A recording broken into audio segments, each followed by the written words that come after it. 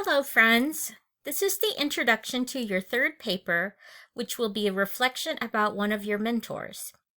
You can also think of it as a word portrait of your mentor because your goal for this paper is to make your mentor's personality come alive for the reader through your words.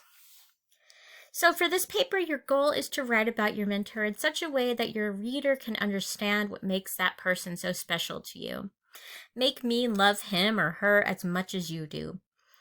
Show off your snapshots, thought shots, and exploding a moment skills by bringing your reader to life for me. I want to see, hear, touch, and even smell this person through your writing. I'm not interested in tasting them, but if they make good food, I'd love to taste that.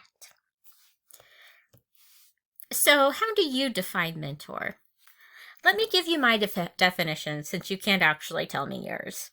It's okay if you work from your own definition as well. For me, I define mentor as anyone who has a positive and influential impact on my life. I would include a variety of types of relationships, even between friends, as meeting the definition of mentor. You may define it a little different. Many students like a narrower version of mentor than I do, and that's okay. So, who are some of the famous mentors you can think of? I came up with a list of mentors from TV, movies, and literature. Maybe you can think of some others that I missed. First, we have the two famous wizards, Gandalf and Dumbledore.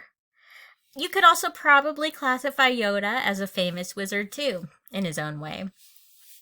You also have people like Mr. Miyagi from The Karate Kid and the teacher from the Dead Poets Society that got all the kids to recite poetry while standing on their desks.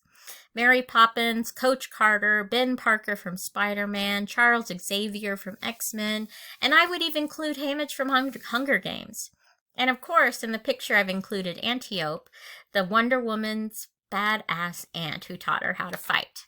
Who am I missing? Sometimes students struggle to choose a mentor for this assignment. I've created this list of possible categories of people who often fall into mentorship roles. They could be teachers, parents, another family member, a teacher, a coach, a friend, someone who taught you a lot about your hobby or interests, someone from church, someone you work with. I would particularly love to read a reflection about someone with an unconventional mentor. I wrote one of my papers about my sister who's younger than me. Something I love about Stranger Things was the way that the character Steve ended up thrown into a mentorship role with Dustin, helping him with his hairstyle and coming to his rescue. Sometimes the reluctant mentors are the most interesting.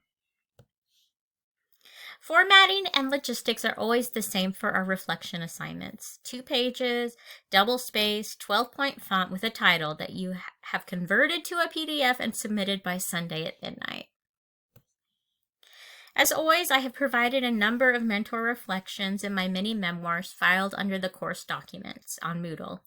I've written about Barb, my English teacher from high school, Roger, my dissertation advisor, my mom, my aunt, and my sister. These are some of my favorite pieces because I was able to share them with my mentors, and they made my mentors feel special and loved. Here's kind of a longer excerpt from Crystal Magic about my Aunt Kelly. Kelly is digging through her purse, looking for money to buy popcorn from the concession stand. She digs deeper into her bag of treasures, pushing aside a figurine of a turtle and a Chinese fan and a scarf the color of water at twilight. A sweet and spicy scent, like lavender mixed with patchouli, emanates from the depths of her bag. I notice a ticket stub for a concert slips out of the purse and lands on the ground. My son peeks over her shoulder. She hands him the turtle and then a large, smooth chunk of amethyst, saying, "Will you hold these for me, sweetheart?" She continues to rifle through the purse. Sam holds up the amethyst to a patch of sunlight breaking through the shade of a tree, looking into its luminescent depths. From where I stand, it seems to glow.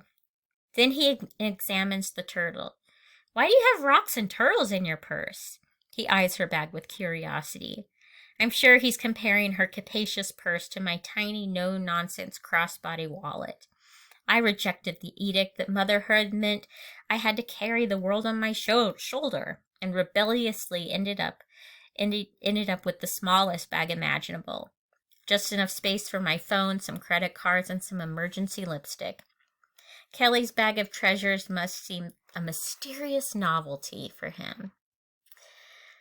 I keep them with me for protection, she answers, Sam matter-of-factly. You never know when you're going to need a protective stone.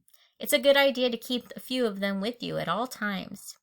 She takes a smaller piece of hematite out of the bag and holds it in her palm, looking down at it before gripping it tightly. Holding a rock or just keeping a rock in your pocket can make you calm down, you know. Sam nods his head in agreement. She's speaking his language now. They kept me safe from the negative energy when I go to Great Papa and Great Mama to the doctor. Times like that are when it's the most important to have your protection. When I ran the Iditarod with Mulder in my past life, even though it was isolated and scary out there on the ice, it was nothing compared to the toxic demons of the hospital. You can just feel all that trauma in there. She opens a small coin purse with a silver clasp and pulls out some money. Here it is. She walks over to the concession stand, leaving a lingering aroma that might be rosemary behind her. Sam trails behind her. I notice a small black pebble nestled in the grass. I pick it up. It is smooth and oval shape. It fits coolly and snugly in my sweaty palm. My little purse isn't so small that this pebble can't fit in there. I slide the stone into the small center pouch, then zip it up securely. I watch Sam and Kelly at the concession counter and pat my purse. Some things are more precious than credit cards and cash. What kind of person do you think my Aunt Kelly is after having read this?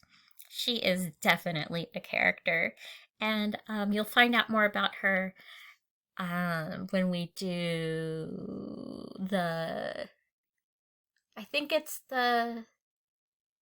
I can't remember which one. You'll get to see another paper about Kelly shortly when we do storyboarding. Just so you know, over the course of this week, you will watch a number of those short videos similar to this where I'm talking at you, so plan for that. And that's all I've got you. As always, happy writing!